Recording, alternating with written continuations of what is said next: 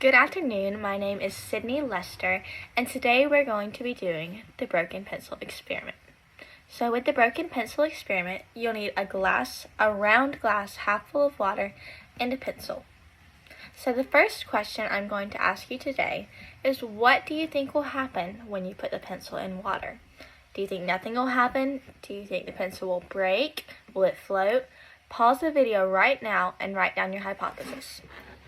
So now that you have written down your hypothesis and your thoughts, let's get started on our experiment. So to start out, we just have our plain glass of water in a round glass, half full, maybe a little over half, doesn't have to be exact. And then we just have a plain pencil.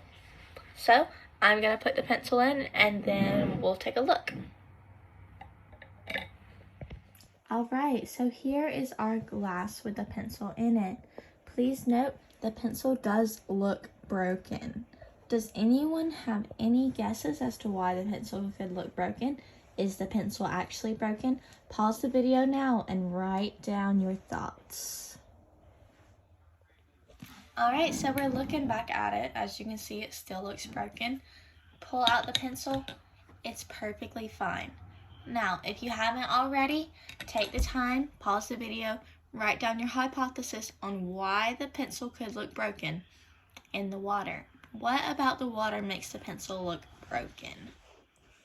Alright, now that you've written down your thoughts, let's get into explaining it.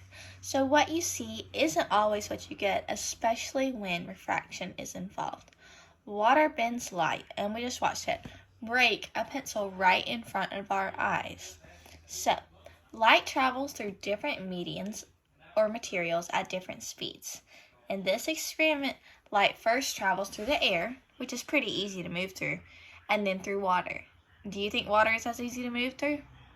Think about when you go swimming or versus when you're just walking around. Is it easier to walk or is it easier to swim?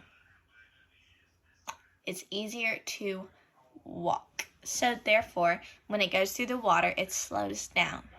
This change in speed causes the light to bend or refract, meaning that part of the pencil in the water will appear shifted. This explains why the pencil looks broken when you put it in the water, even though it's not. Discrepant events are important in elementary science. They are a great resource for teaching students.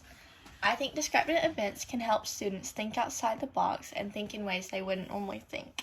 For example, my standard was, let me read it, obtain, evaluate, and communicate information about the nature of light and how light interacts with objects.